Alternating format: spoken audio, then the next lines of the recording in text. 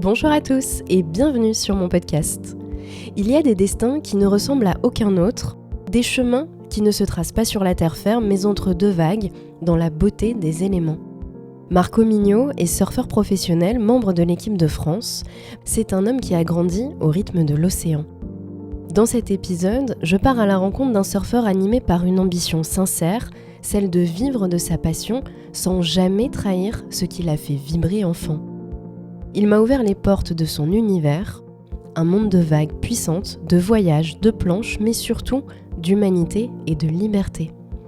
Il avance à son rythme avec cette simplicité désarmante. Et il m'a confié ses doutes, ses victoires, ses sacrifices et ses rêves avec la promesse de tracer sa légende. Super. Alors, tu participes au Quicksilver Festival cette semaine. Comment sont les vagues à Osgore pour toi ? Est-ce qu'elles sont plutôt cool ou un peu fraîches là ? Les vagues ici, franchement, là en ce moment pour le festival, on n'a pas eu des super vagues. Ça a été plutôt petit, mais bon, une semaine avant le festival, c'était incroyable. Franchement, Osgore, ça fait partie des meilleurs endroits pour surfer en Europe. Et même mondialement, c'est reconnu comme un des meilleurs beach breaks dans le monde. Ouais. Et en France, c'est vrai qu'on n'a pas une grosse culture du surf. C'est pas hyper implanté comme en Australie ou en Californie. Si tu pouvais la décrire, cette culture du surf pour toi, avec tes mots, comment tu ferais ? Qu'est-ce que tu pourrais me dire ? La culture du surf en France ou en général Ouais, en général, pour toi, qu'est-ce que ça représente Moi, ça représente une communauté de personnes qui ont, je sais pas, cette joie de vivre, tu vois.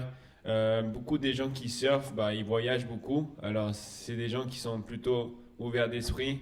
Je crois que le voyage, ça t'ouvre l'esprit. Et ouais, je crois que c'est plutôt une communauté, même si dans le surf, il y a pas mal de localisme et tout. À la fin, c'est une bonne communauté de surfeurs qui veulent juste aller à la plage, profiter des vagues. Et je sais pas, pour moi, la culture du surf, c'est incroyable. Quoi, un esprit de simplicité, peut-être, c'est ça ? Exactement, t'as dit le mot, là, c'est une vie simple. On n'a pas besoin de beaucoup. Là. Un surfeur, t'as juste besoin de. Ça dépend où t'habites, mais une planche de surf pour être content, tu vois. On va surfer et c'est tout. Et, je sais pas, la vie est simple. On stresse pas beaucoup on doit avoir le meilleur job ou on doit avoir beaucoup de sous. Je sais pas, tout ce stress, tu vois, qui en vrai, ça sert à rien. La chose la plus importante, en vrai, c'est être en bonne santé, physique, mentale et spirituelle. À la fin, c'est ça. T'as pas besoin de beaucoup. Et est-ce que tu trouves que le surf en France prend de plus en plus de place ? Parce que ça reste un sport un peu de niche quand même.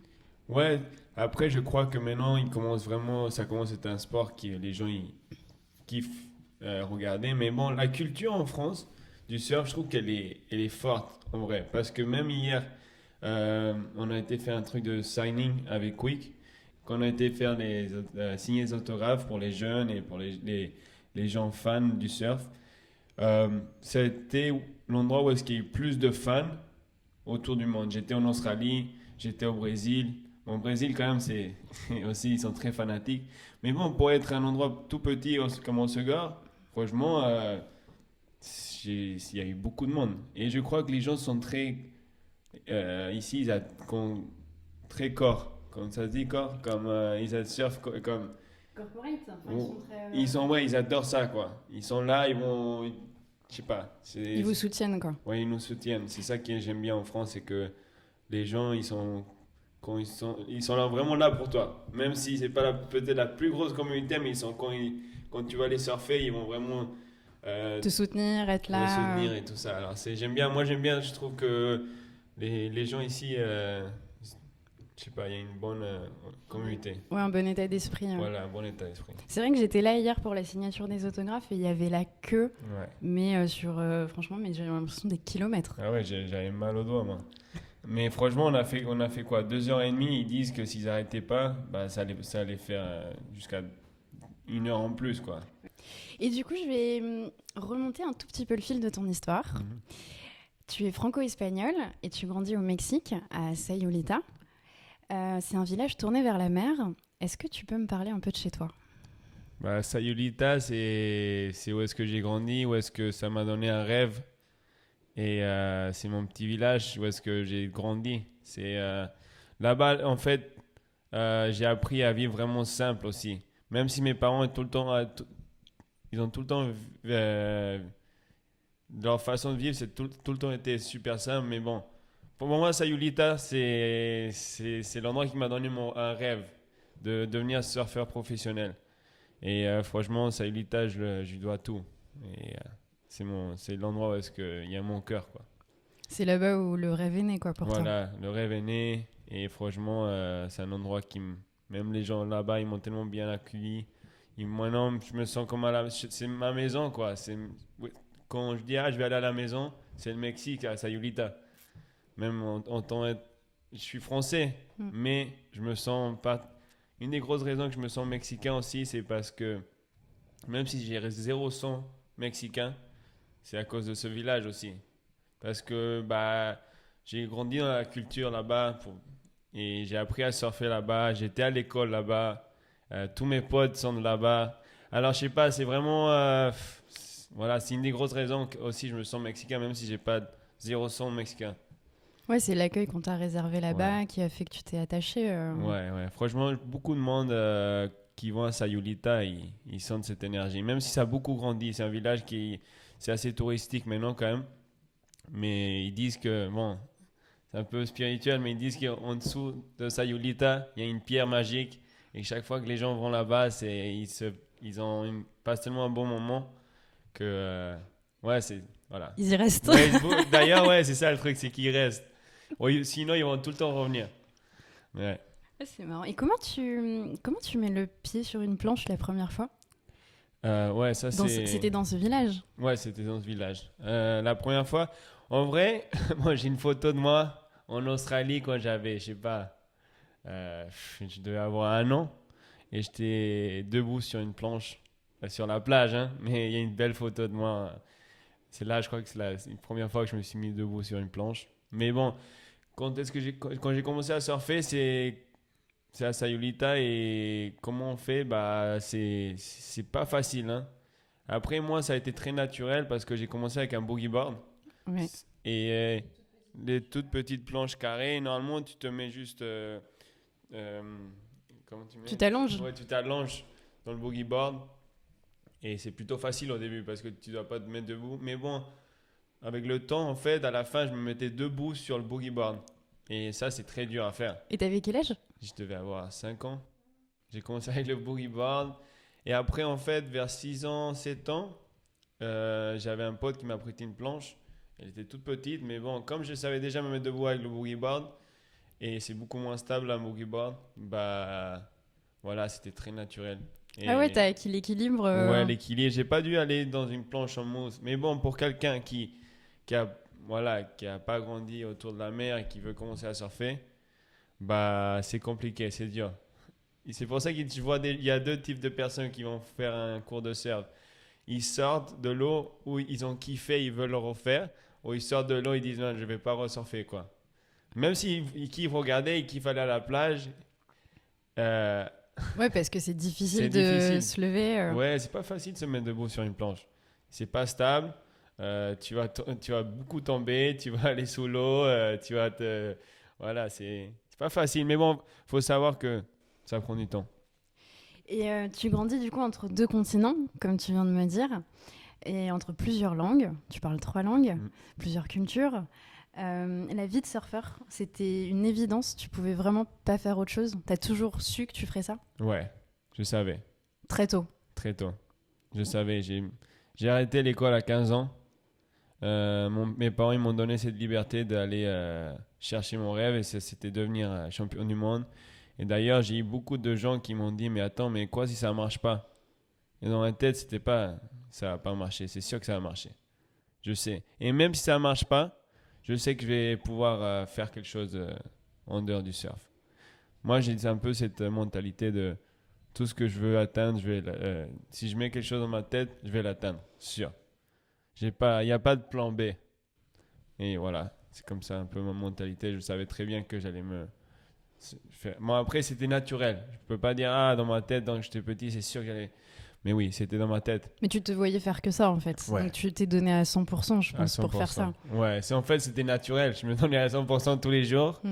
Et c'est là aussi, je parlais avec Mickey Picon, c'est mon team manager, mais aussi comme un grand frère pour moi qui s'est occupé de moi depuis tout petit. C'est que les gens croient que c'est le talent, en fait. Mais naturellement, moi, je surfais 7 à 8 heures par jour. Je passais Waouh, 7 à 8 heures par jour. Ouais, quand j'étais jeune, quand les week-ends après l'école, et je passais toute la journée dans l'eau, mais toute la journée. Le dauphin. Ah oui.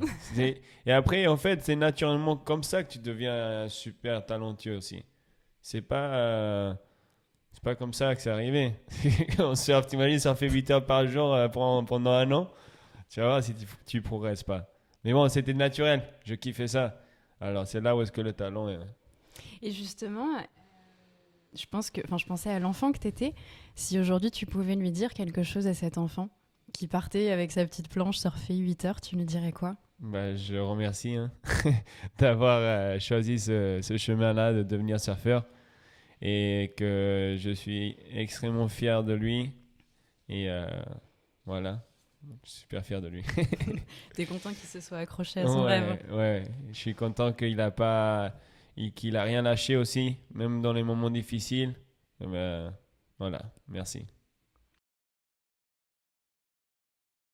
Et du coup, ouais, tu portes vraiment cette âme latine et tu représentes la France en compétition. Ton terrain de jeu pour t'entraîner, du coup, ce serait quoi le préféré? Ce serait le Mexique, Osgore ou ailleurs? Franchement, j'ai pas beaucoup de préférence entre Mexique ou... Il y a des vagues peut-être qui sont meilleures que d'autres? L'eau est plus chaude, ça c'est sûr.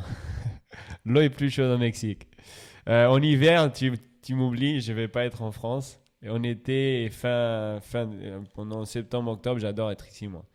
En France, il y a des super ambiances. Et après l'été, un peu, c'est plus calme. Il n'y a pas autant de monde autour. Alors, j'aime bien venir faire mes camps d'entraînement ici parce que j'ai tout en place. J'ai tous mes entraîneurs physiques, mentaux, tous mes soins et tout, c'est ici. Mais on va en parler juste après. Parce que je voulais qu'on parle de ta préparation avec tes coachs et de tout ce que tu mets en place. Mais juste avant, je rappelle que tu as décroché le titre de Rookie of the Year cette année. Ouais. Et est-ce que tu peux m'expliquer, parce que je crois que c'est un rêve, et comment tu as vécu ça du coup? Bah, cette année, quand j'ai commencé l'année, bah, mon but c'était devenir Rookie of the Year. Et c'est une reconnaissance par tes pairs, c'est ça? En fait, quand tu te qualifies dans le CT ou le Championship Tour, si c'était ta première fois que tu te qualifies dans le tour, et si on a, je sais pas moi, 5-6, c'est lui qui fait le mieux de ces 5-6 surfeurs qui devient Rookie of the Year. Il n'y en a que un, et tu peux devenir Rookie of the Year qu'une fois quand tu te qualifies pour la première fois. Si dans la deuxième année, même, tu vas plus pouvoir devenir Rookie of the Year. Rookie of the Year, c'est quand tu te qualifies pour la première fois et c'est le meilleur surfeur des 5 surfeurs qui se qualifient, quoi. Mais bon, ça peut être 3, ça peut être 5, parce que des fois aussi, il y a des gens qui étaient dans le Championship Tour qui redescendent dans la deuxième ligue. Ok, il y a des ligues. Non, des ligues, c'est comme il y a le Challenger Series pour se qualifier dans le CT. Ah oui, ok. Oui, parce qu'il y a des étapes en fait. Il y a dans des le étapes. Surf. Voilà. Ouais.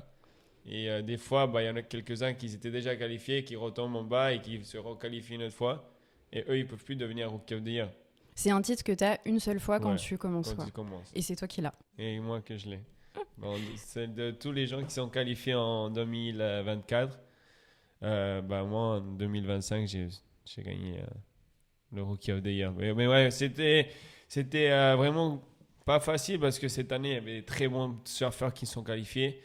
Et il y a eu des moments, il y avait un surfeur qui s'appelle Joel Vaughan, un Australien.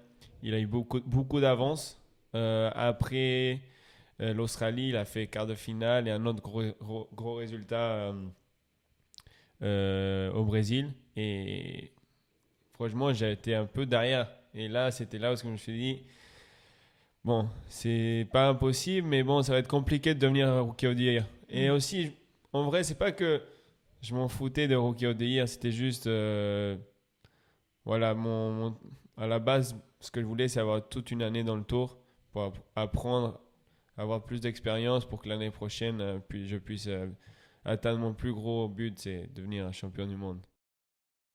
Et ouais, parce que toi, ton rêve, c'est vraiment d'être champion du monde. Ouais. Et là, tu es quand même bien parti pour, parce que dans cette compétition-là de CT, il me semble que tu vas la disputer jusqu'en mai 2026, c'est ça? Là, Ouais. bah là, Le CT, ça dure sur 1 an? ouais, c'est un an, mais par exemple, là, le CT est fini pour l'année 2025. Mais tu t'es requalifié, toi? Je me suis requalifié. Alors en 2026, ça commence, je crois que début avril, et jusqu'à décembre. Alors là maintenant, l'année prochaine, tu auras 11 compètes. Dans ces 11 compètes, tu dois accumuler le plus de points possible qu'à la fin de l'année pour devenir champion du monde. Et voilà, le temps que ça doit prendre, tu vois, je suis pas pressé. Si ça se passe l'année prochaine, cool. Sinon, bah, on continue. Mais là maintenant, c'est juste mettre tout en place pour devenir champion du monde. Je veux devenir champion du monde parce que je veux donner cette... je sais que c'est possible, tu vois. Et tu vois, t'as pas vu un Français ou un Français devenir champion du monde. Et c'est le temps que un Français devienne champion du monde. Et parce que ça va ouvrir les portes à la nouvelle génération aussi. C'est que c'est comme Jérémy, tout le monde nous a ouvert. Jérémy, Mickey. Jérémy Flores. Ouais. Jérémy Flores nous a ouvert les portes pour, pour devenir être dans le CT. Il nous a inspiré. Lui, il a gagné plein de compètes et tout. Maintenant, Ouais, pour ceux qui ne savent pas, Jérémy Flores, c'est un surfeur très connu et reconnu dans le métier. Ouais. Plusieurs fois champion d'Europe. Oui, plusieurs champions. Ça a été le meilleur surfeur français et européen qu'on a eu dans le CT, quoi. Et ouais, il a ouvert la voie, je pense, à beaucoup de jeunes. Et toi, du coup, tu as envie un peu de porter aussi ça, quoi, d'ouvrir la voie pour le CT à d'autres jeunes. Voilà, exactement. C'est juste inspirer la nouvelle génération. Quelque part, arriver à ces niveaux-là, c'est prouver quelque chose ou pas pour toi, aux autres ou à toi-même? Ouais, surtout à moi-même. Parce que, franchement, même atteindre le CT, c'est pas facile. C'est le rêve de beaucoup de gens. Je sais pas, il doit y avoir beaucoup de gens qui essayent de se qualifier. C'est pas facile. Il y a quoi? Il y a 100 compétiteurs au moins, je crois. Dans le Challenger Series ou dans le CT? Dans le CT. Dans le CT, il y en a 34. Mais qui sont sélectionnés? Qui sont sélectionnés. Mais vous êtes une centaine au départ? Au début? Ouais. Non, 34 et après, c'est 22. Ah, d'accord, 34 et 22, ok. Ouais, il n'y en a pas beaucoup, quoi. Ok. Et c'est pas facile. Si tu as déjà atteint le CT, c'est un but que si tu arrives à l'atteindre, c'est incroyable. Ouais, il faut rappeler que c'est quelque chose d'hyper difficile. Il faut un gros niveau en surf. Hyper difficile. Comme tu dis à n'importe quelle personne, c'est quoi ton rêve? Niveau compétition, c'est aller dans le CT. Et voilà, déjà, avoir atteint le CT, c'est vraiment je sais pas, je me sens soulagé déjà. T'as l'impression d'avoir accompli déjà quelque chose, d'être sélectionné. Ouais. Personne peut me l'enlever, ça. Personne. Et du coup, je sais que on va parler de ta préparation mentale parce que je sais que tu travailles d'arrache-pied. T'es un gros bosseur. Et comment tu t'entraînes? C'est quoi ton rythme d'entraînement? Comment tu fais? Le mental, il y a beaucoup de choses que tu peux t'entraîner. Mais bon, moi je travaille beaucoup dans la manifestation. C'est dans la visualisation et tout ça. Quand je dis manifester, bah, tu visualises. J'allais te demander si tu faisais ça. Ouais, énormément. Ça, pour moi, quand j'atteins un but, il faut que je le vois d'abord. Et il faut que j'y croie aussi. Ça veut dire que pour tes compétitions, tu te poses chez toi et tu visualises comment tu vas faire dans l'eau. Ouais. C'est ça que tu fais? Ouais. Et aussi, la manifestation, ça marche. D'accord, c'est pas... Ok, t'as envie de quelque chose, mais tu dois le ressentir déjà dans le moment. Faut pas tout le temps le voir dans le futur. Beaucoup de gens, le truc, c'est que ils se voient... Il faut sentir déjà cette personne. Je sais pas, si ton but, c'est de se qualifier dans le CT, tu dois sentir que tu es déjà un mec du CT. Ça veut dire que tu dois t'entraîner comme quelqu'un du CT aussi. Voilà, tu t'entraînes comme un mec de... quand ça vient mental, c'est moi, quand je marche dans la rue, je me sens comme un mec qui est champion du monde déjà. Tu vois ce que je veux dire? Tu dois pas attendre pour que ça arrive, tu vois. Avec humilité, hein, je précise Bien quand sûr, même. T'as une grande humilité. Quand je l'ai vu dis hier. ça, c'est plutôt intérieurement, Ouais. tu vois. Tu dois te sentir comme un champion.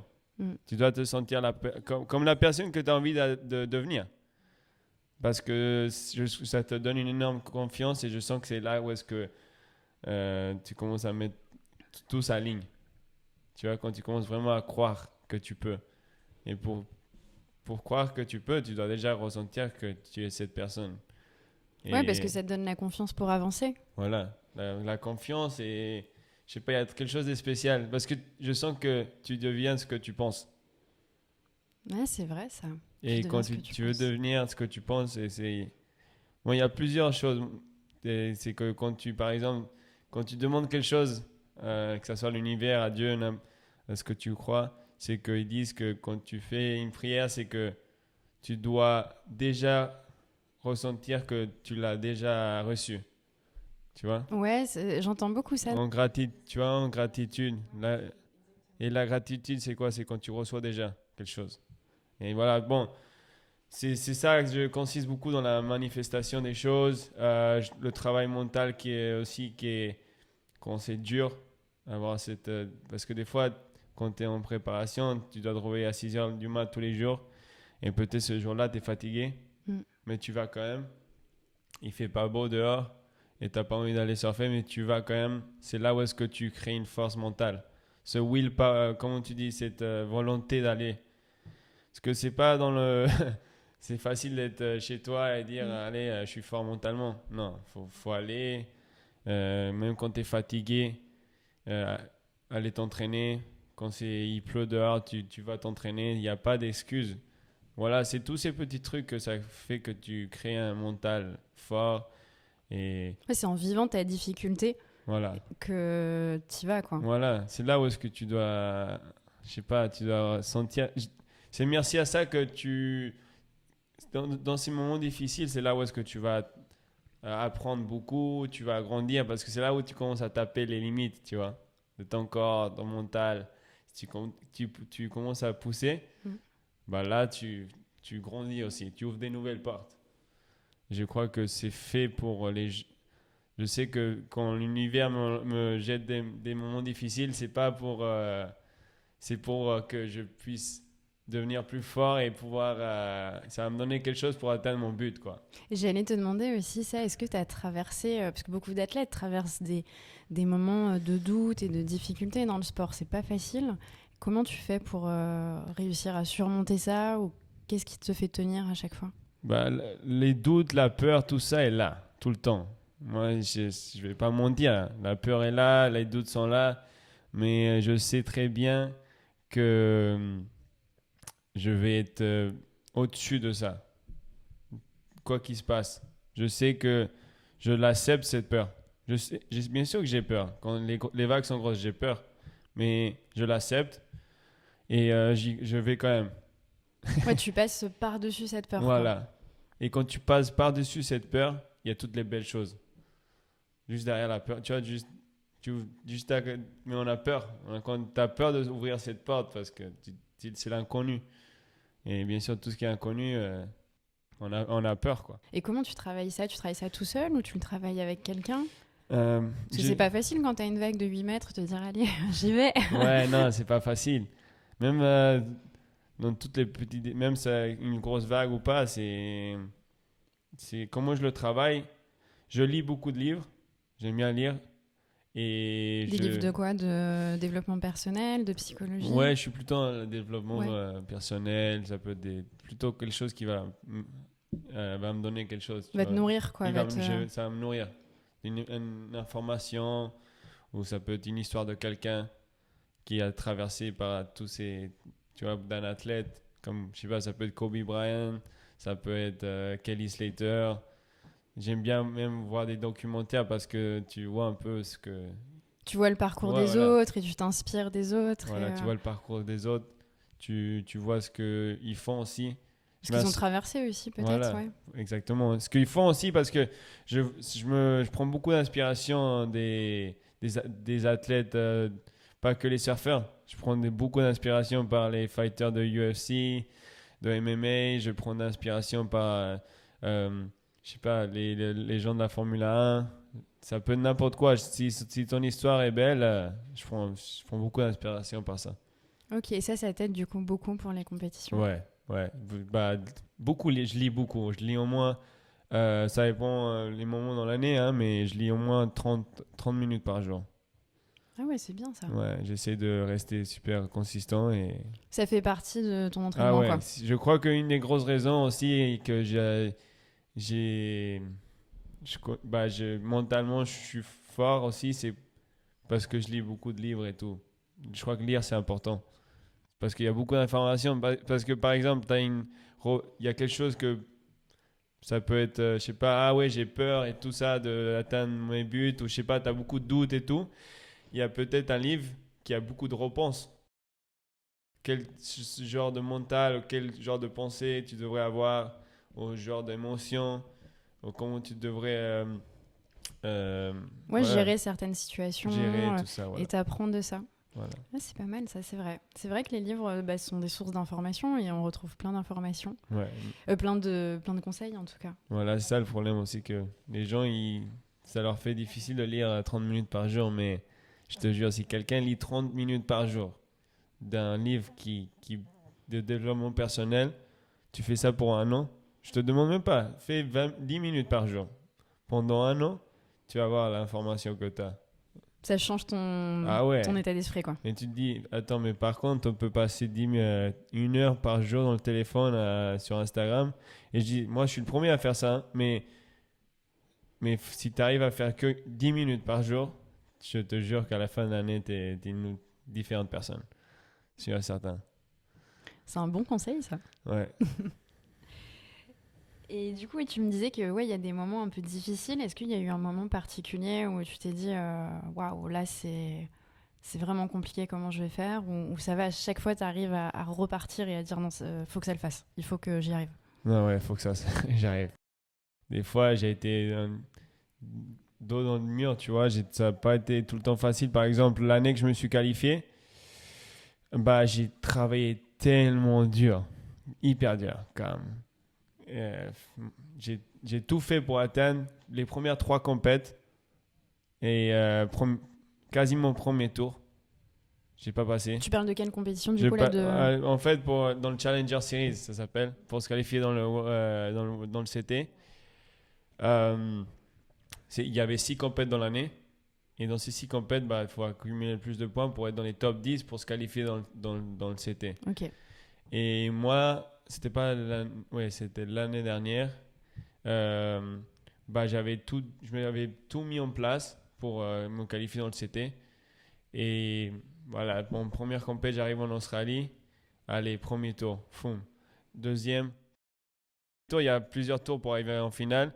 Je perds direct. Ah oui. Quasiment. La troisième compétition, je commence à me dire, j'espère que ça va marcher. Pareil, je passe un tour, après je perds. Et là, quand même, tu te demandes mentalement. Et c'est là où est-ce que tu apprends énormément aussi. Tu te dis, tu sais quoi? Je me suis dit, c'est comme ça. Je continue. La vision, c'est la même. Le temps que ça doit prendre, ça va prendre. Et là, à la 4e compétition, je fais finale au US Open à Huntington Beach. Et voilà, ça m'a mis beaucoup de confiance. J'ai fait je sais pas, j'étais peut-être 30e ou 40e. J'étais direct dans les 10 premiers. Mais bon, il restait 2 compètes encore. Je me prépare beaucoup. Quand je me prépare pour le Portugal, j'avais beaucoup de confiance. Et d'un coup, là, je sais pas pourquoi, une semaine avant la compète, je commence à me sentir tout bloqué au niveau des épaules. Mentalement, j'étais pas très bien. Et je me sentais bien, j'avais tout fait la bonne préparation, j'étais pas bien. Et d'un coup, je me demande, mais attends, c'est quoi ça? Ouais, Qu'est-ce qui se passe? Ouais, et je me sentais pas, je sais pas, je croyais pas que je me sentais stressé, mais mon corps me disait que oui, parce que tu vois, quand tu commences à bloquer des épaules et tout, tu sais que c'est le stress, quoi. Ouais, je savais que c'était le stress. Et je me demandais, j'essayais de trouver une solution, les réponses, et Ça n'arrivait pas vraiment, hein, mais bon. Honnêtement, pareil, j'arrive au Portugal, je perds la première série, et là, ça c'était dur. Je me demande, j'étais là, attends. T'as perdu à cause du stress ou... Je crois que du stress, ouais, d'avoir pas fait les bons choix, et juste, j'étais pas là, quoi. J'étais pas à 100%, et là, tu commences à te poser plein de questions. T'as la dernière compète, je suis sorti des top 10, parce qu'à la fin de à la fin de l'année, il faut être dans les top 10. Et moi, j'étais dans les top 10 en allant au Portugal, et je suis sorti des top 10. Et après, là, je me rappelle, ça c'était un moment où je crois que ça m'avait beaucoup aidé. Je suis parti juste manger quelque chose, et c'était juste après que j'ai perdu ce jour-là. Je suis parti manger quelque chose, et mes potes ils voulaient aller faire la fête et tout. Et je savais que le Brésil c'était juste à côté. Je me suis dit, non, non, c'est bon, je rentre chez moi. Et c'était vers minuit, hein, minuit 30, presque 1h du matin quand je suis rentré quand même. Et j'ai dit, ok, je vais mettre mes chaussures, je vais aller courir. Ah ouais, Ouais. mental d'acier, ouais. quoi. J'ai dit, j'ai besoin là, j'arrivais même pas à dormir, je tournais autour du lit. Et je me suis dit, c'est quoi, je me suis mis les chaussures, je suis parti courir. Et là, j'ai plein de pensées, il y a quelque chose, et je me suis dit, tu sais quoi, le temps que ça doit prendre, si ça doit prendre 10 ans, je m'en fous, le temps que ça prenne, je sais que je vais me qualifier. Dans ma tête, c'était ça. J'en ai marre de stresser, que ça soit dans le moment là, mais non, il faut que je me qualifie, Non, j'ai dit... Ouais, ça te met une pression, ouais, en fait. Pression. Et je me suis dit, et même si je me qualifie, il faut que j'arrête de stresser pour ça, quoi. C'est pas la fin du monde. Je me qualifie pas. D'accord? Je suis quand même la même personne. J'adore surfer. Je vais être en santé. Tu vois, si tant que je suis en santé et je fais ce que j'aime, qu'est-ce qui se passe? Si je me qualifie pas, ça c'est juste un résultat ou un but que tu n'as pas atteint, mais c'est pas la fin du monde. Non, mais je pense que c'est difficile quand même pour toi parce que tu as cette ambition-là que tu veux atteindre qui met un stress parce que c'est ce qu'on veut et en même temps, faut savoir un peu déstresser et gérer ce stress-là pour pouvoir en plus gagner. Donc c'est quand même quelque chose de compliqué à faire. Ouais, ça Non, et c'est là où est-ce que tu... Bref, après avoir... je me suis dit, j'ai laissé aller en fait. T'as lâché prise, quoi. J'ai lâché prise. T'as tout dit, ça c'est le mot. J'ai lâché prise. J'ai dit c'est bon. Allez, j'arrête de stresser. J'ai travaillé, j'ai tout fait là. C'est bon, je lâche prise. Je vais juste enjoy. Je suis parti, j'ai appelé mon père et tout. Et je suis parti au Brésil, il a dit je viens. T'as besoin je l'ai dit, j'ai besoin de toi, quoi. Il est venu et je sais pas pourquoi, mais au Brésil, j'étais vraiment dans une énergie tellement dans le moment présent. Je te jure, je me sentais tellement bien. Et j'étais tellement... je me suis assis avec mon coach et mon père et j'ai dit, les gars, faut pas s'exciter, faut juste garder le calme. Même quand je gagne la série, que je fasse 22 total, et faut garder le calme. On continue, on reste présent. Et quoi qu'il se passe, on est bien. Je me qualifie pas grave. Je suis bien, on est bien. Allons profiter de ce moment-là. Et voilà, je passe ma première série, super bien, j'ai surfé super bien, mais j'ai gardé le calme. Tout le monde était là, oh. J'étais là tranquille, je profitais du moment. Et là, pareil. Et là, je passe ma série en 8e de finale. Non, juste avant les 8e, il disait, Marcos, il fait les quarts de finale, il se le qualifie dans le CT.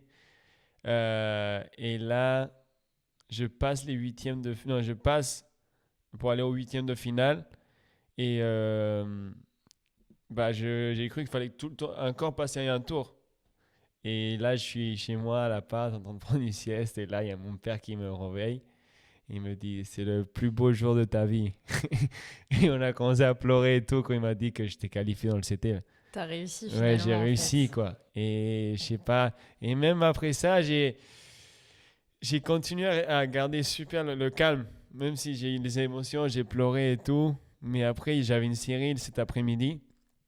Et mon but, c'était gagner une compète cette année-là. Et j'ai fini par gagner la compète, avoir une performance incroyable. Et franchement, c'était un des meilleurs moments de ma vie, sûr.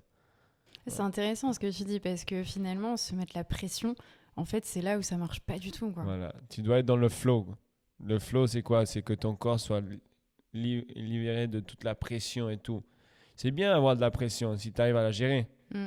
Mais c'est tellement important de lâcher prise et juste, tu sais ce que tu as travaillé. Si tu as travaillé très dur, maintenant c'est temps de lâcher prise et juste profiter. Va donner de ton mieux.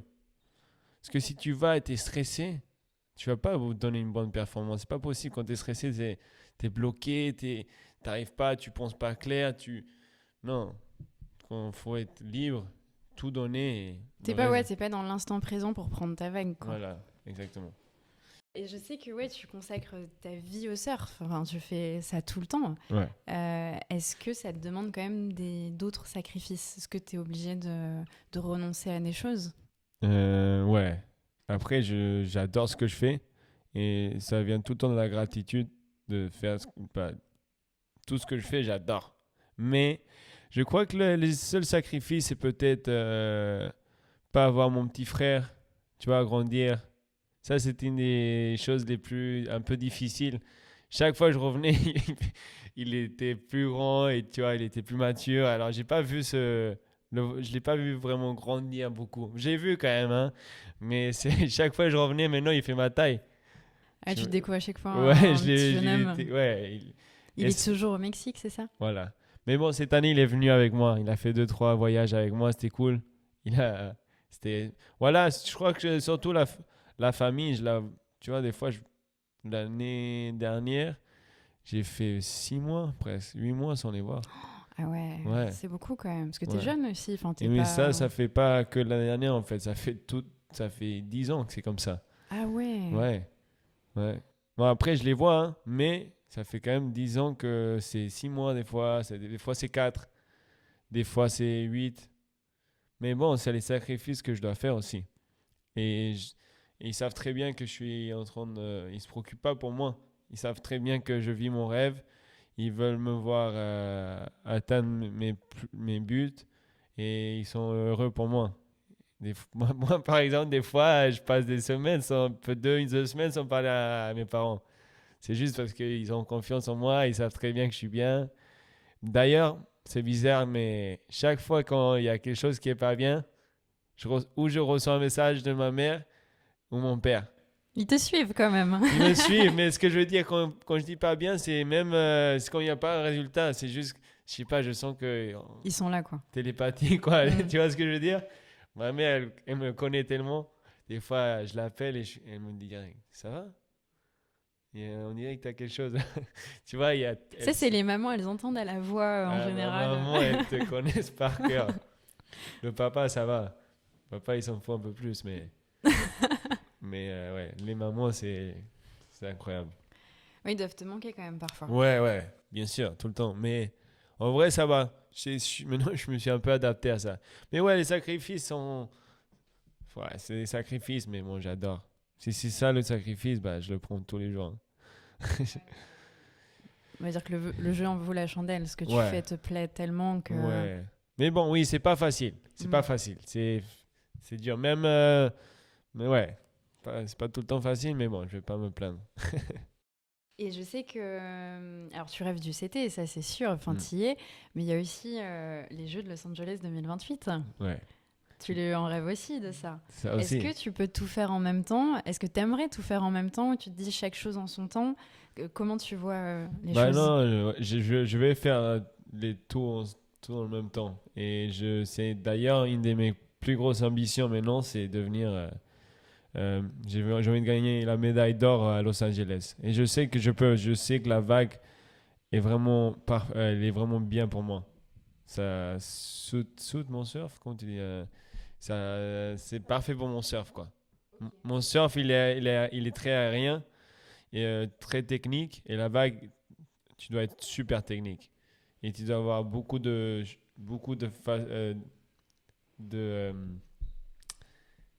type de air et tout ça. Et Ouais, les airs, en fait, c'est quand tu prends la vague et que tu sautes un peu en l'air. C'est ça, ouais, enfin, que tu tu pars tournes en sur l'air et toi-même. tu tournes, voilà. Et Apparemment, t'es un pro là-dedans. Ouais, c'est un de mes plus bonnes qualités. Mais c'est mes points forts. Et voilà, ouais, Los Angeles 2028, je suis dans la préparation déjà. Comme, c'est dans ma tête. J'en parle pas énormément tout le temps. Mais voilà, moi, mes deux buts, c'est devenir champion du monde et gagner la médaille d'or pour le 2028 à Los Angeles. Et tu t'y prépares déjà. Je m'y prépare déjà. Voilà, c'est ça. C'est cool aussi d'avoir l'équipe de France qui est derrière moi à fond et qui m'aide beaucoup dans ma préparation aussi. Oui, c'est ce que je disais, tu as quand même une grande humilité. Tu es toujours en train de remercier les gens. Et puis je te voyais hier, tu es hyper accueillant. Enfin, tu as une générosité qui est assez grande. Je le voyais en tout cas hier. Merci. Et il y a quelque chose qui est un peu déstabilisant dans votre sport, c'est qu'en fait, il y a aussi une humilité face à l'océan, parce qu'en fait, c'est lui qui décide. Il y a un facteur hasard, chance, c'est les vagues qui arrivent. Comment tu gères ça? Parce que parfois, c'est injuste. Ouais, comme tu dis, c'est pour ça que le surf, c'est pas facile. Des fois, si tout le monde aurait les mêmes vagues, par exemple, je sais pas, il y a quelques-uns qui sont peut-être plus forts, mais ils savent pas choisir la vague vient pas sur lui. Alors, je sais qu'il y a un peu de tout. Il y a le truc chance, mais aussi connexion, tu vois. Il y a quelque chose. Et je connais des gens, par exemple, que je sais pas pourquoi, mais ils ont tout le temps la vague. La vague vient sur lui. La vague parfaite. La vague parfaite. Mais aussi, il la cherche. Comme, je sais pas, je trouve que, par exemple, moi, je peux prendre une vague qui est moyenne et je peux la transformer dans une très bonne vague. Parce que c'est à cause aussi que j'arrive à faire des manœuvres qui peuvent me faire avoir des gros scores. Et pas tout le monde peut aller sur une vague moyenne et faire des gros scores. Et ça, c'est mon point fort aussi, parce que je peux prendre n'importe quelle vague. J'ai pas besoin de la meilleure vague de la série. De la série. Des gens, ils ont besoin d'attendre. Ok. Je savais pas que c'était possible de faire ça. Ouais, tu peux. Mais après, quand tu as une bonne vague, forcément, c'est plus facile d'avoir un bon score. Mais bon, oui, il y a beaucoup aussi ce truc, facteur chance, d'avoir la bonne vague. Et on va parler de vagues justement, parce qu'en fait, il y a des vagues qui font rêver, mais il y en a quand même qui font trembler. Quand je pense à Pipeline, je crois, à Hawaï, c'est ça? PRI, ouais. Ouais, je sais pas la dire. Ah, okay. Pipeline. Ah, okay. Désolé, Pipeline, oui, alors, Pipeline. Celle-là, et il y a celle de Teahupo'o, c'est ça, à Tahiti? Ouais. C'est des vagues qui sont gigantesques. Ouais. Tu les prends, je crois, aussi. Ouais, c'est des vagues qui sont très, très dangereuses. Mais aussi, il y a... On parle entre 10 et 15 mètres, je crois, non? Non, pas autant. Je crois que ça peut aller de 3 mètres jusqu'à 6 mètres. À 6 mètres, ok, ouais, c'est pas mal. Mais bon, il y a des vagues de 15 mètres qui est pas loin de... Mais après, il y a aussi le monde de surf de grosses vagues. Et il y a le monde de surf plus technique et tout ça. C'est deux ligues différentes. Ok. Et c'est beaucoup plus reconnu le monde du surf technique. Mais on surfe quand même des vagues énormes parce qu'on surfe la vague de Teahupo'o. Bah oui, c'est ça, elle est immense. Ouais, par exemple, là-bas, tu peux des fois, des jours, surfer des vagues de 10 mètres. Mais bon, par contre, quand tu commences à utiliser le jet ski, là, c'est plus la compète de surf technique. Parce que tu as besoin d'un jet ski. Ah, d'accord, ok. Donc, c'est que quand vous y allez vous-même à la rame, quoi. Voilà, faut que ça soit à la rame, nous. Ok. Si c'est pas à la rame, c'est fini, c'est plus la compète. Parce qu'ils vont pas nous lancer. Si tu peux pas prendre la vague... Ça compte pas. Ça compte pas. Alors... Et comment tu te sens dans une vague comme ça, quand tu vois une vague de 10 mètres arriver sur toi, ou un peu moins, même 8 mètres, mais comment tu te sens? Qu'est-ce que tu ressens? Est-ce que c'est hyper intimidant? Est-ce que ça fait trembler? Est-ce qu'on y va, on fonce dedans, on se dit, bon, bah, allez, quoi? Je crois que les surfeurs, on est un peu fous, en vrai, parce qu'on se rend pas compte de ce que ça peut nous faire, une vague comme ça. Mais aussi, en même temps, c'est notre vie, quoi, et on adore ça. C'est la sensation... Ouf, je sais pas, ça fait peur. Ah, ça fait peur, parce que j'allais dire, est-ce que tu vas sans trembler Non, t'as peur. T'as peur, mais en même temps, t'as ce truc de dire, j'ai trop envie de prendre cette vague, avoir l'expérience. Mais tu sais que dans n'importe quel moment, tout peut se passer dans une vague comme ça. franchement, il y a des gens ils sont morts dans ces vagues-là. Il faut faire gaffe, quoi.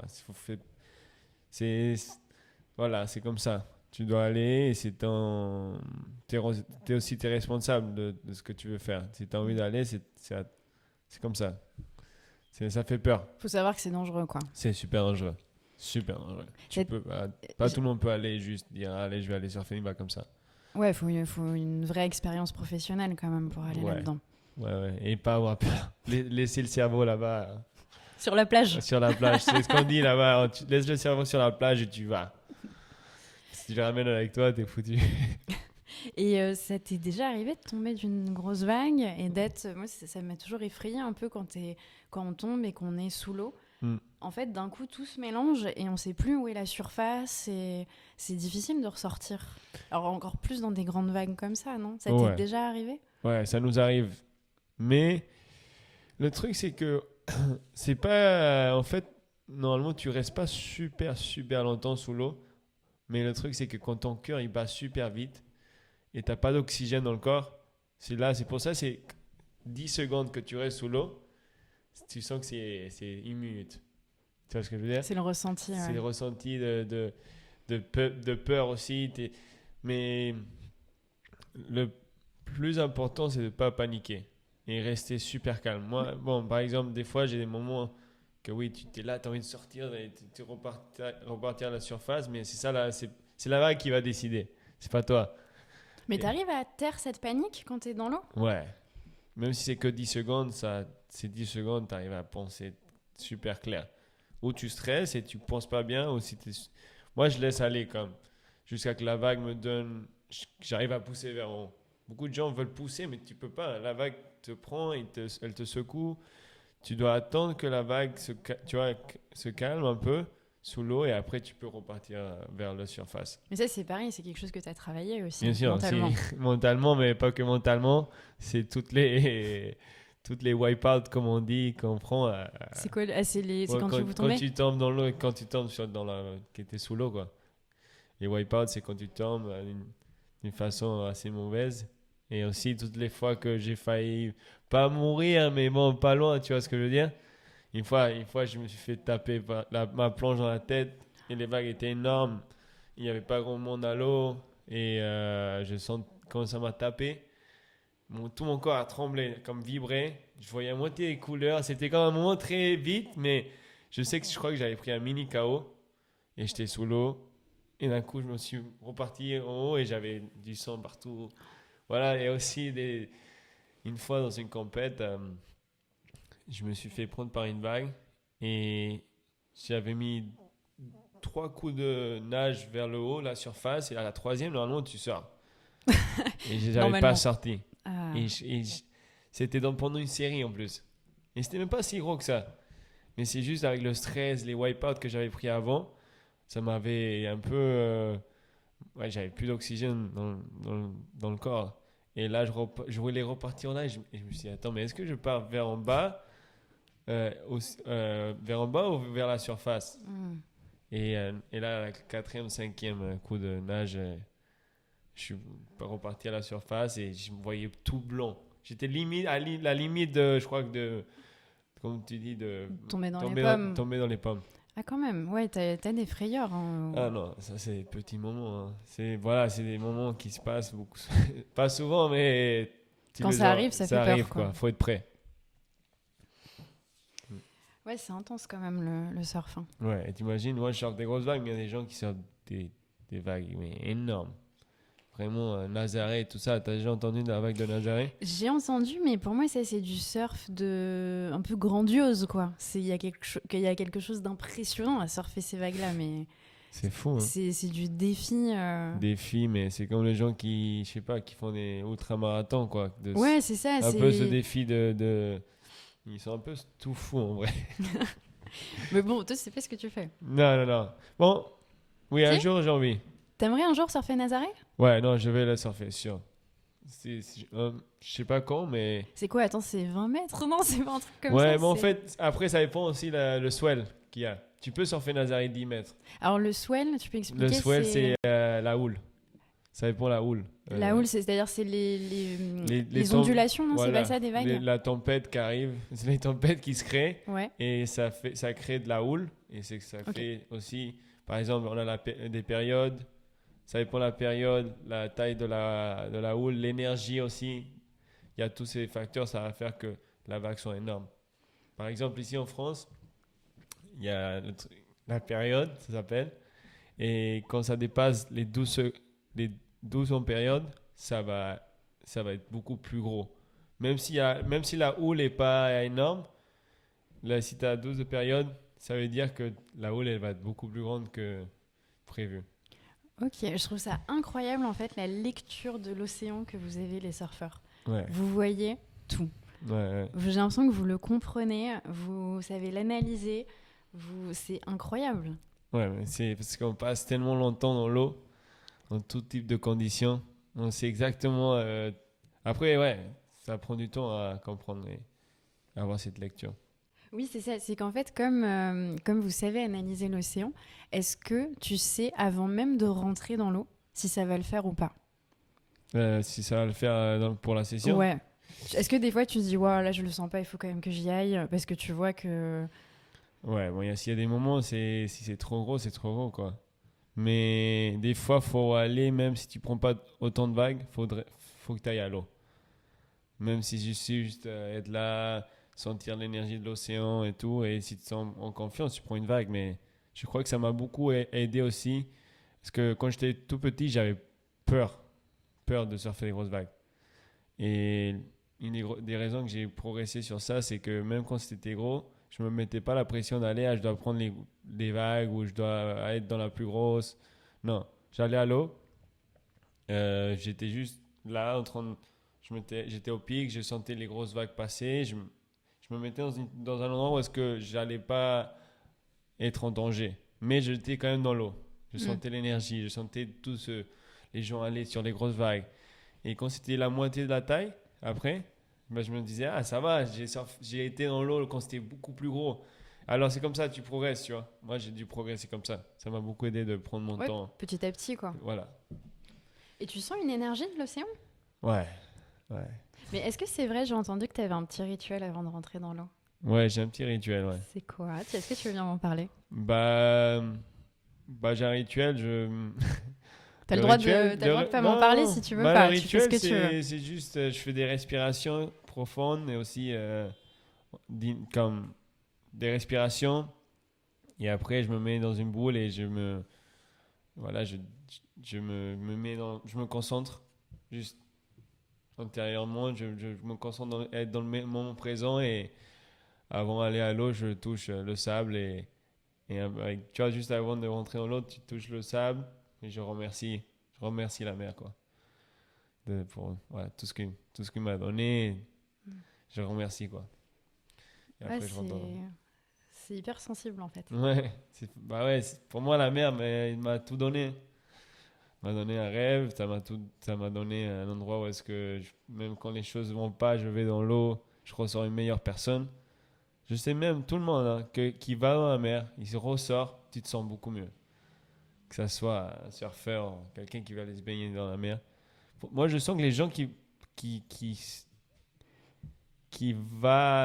vont se baigner, qui sont autour de la plage, ils sont là à prendre du soleil et tout, ils sont beaucoup plus, ils sont plus joyeux. Ça apporte une joie de vivre et.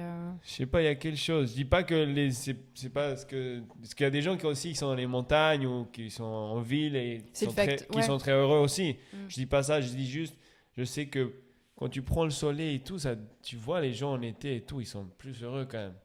Même si c'est les vacances, d'accord, mais tu les vois plus, ils ont une énergie plus, ça vibre plus. Ouais, plus solaire. Ouais, c'est vrai. Moi, je connais des gens qui, quand ils vont à la plage, ils prennent du soleil. Je sais pas, il y a quelque chose que ça leur... Ils sont plus... je sais pas. C'est ce que je me suis rendu compte. Ouais, c'est vrai. Et toi qui es si proche de l'océan, quel regard tu portes sur la protection de l'environnement et de l'océan? C'est quelque chose d'important pour toi? Ouais, c'est super important. Et je crois que...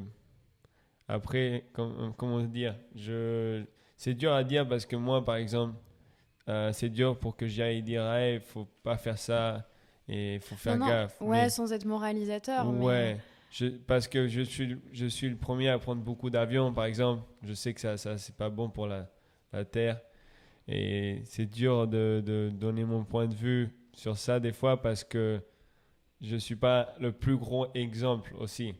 Quand je dis ça, c'est parce que je prends beaucoup d'avions. Voilà, déjà ça c'est mauvais. Mais bon, si je vois des changements, c'est surtout je vois beaucoup de plastique sur la plage et tout.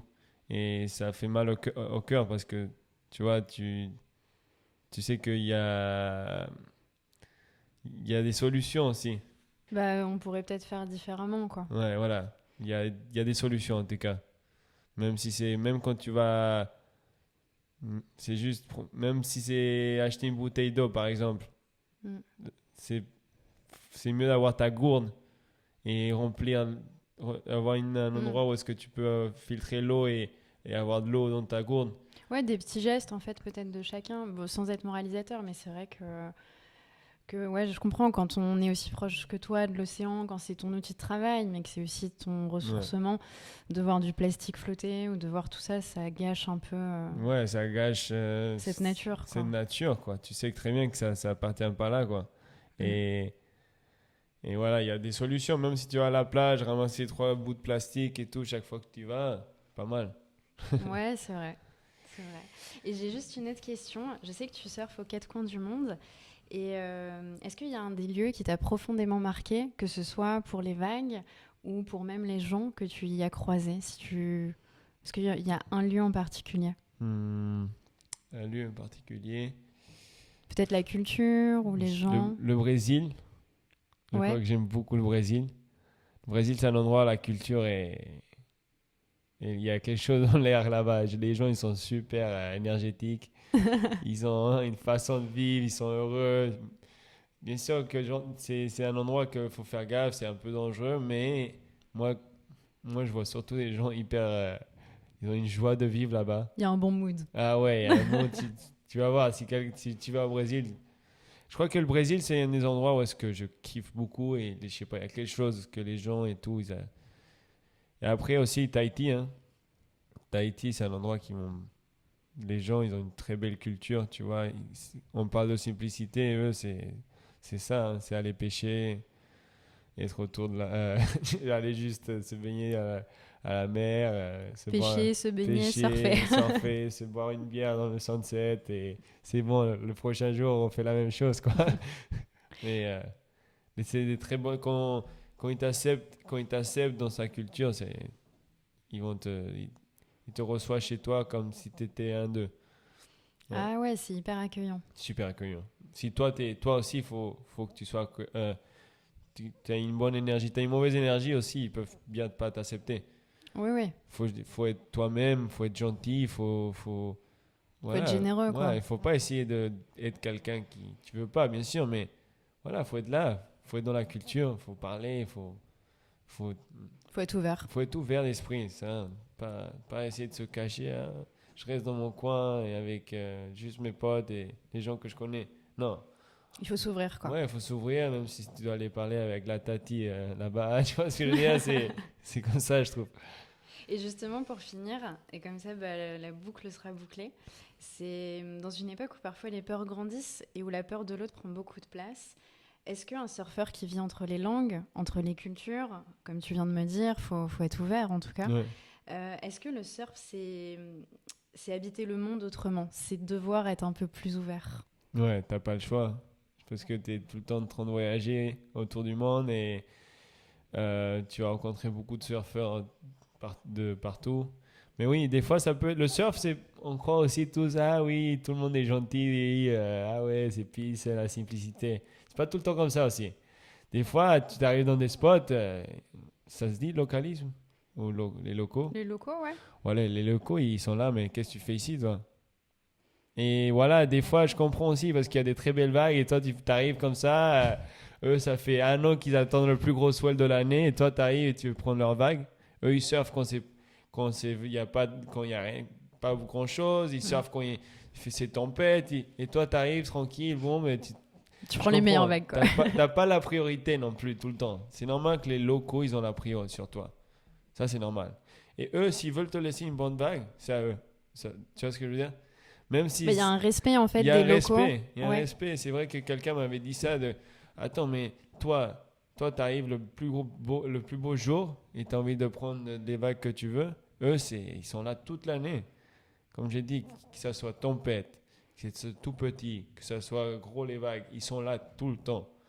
Alors la priorité, c'est sur les Mais c'est un locaux. respect, ça veut dire vivre aussi avec les locaux du pays, vivre Voilà. selon leur lieu, quoi, Voilà. avec leurs règles. Ouais. Mais bon, à venir à la question, oui.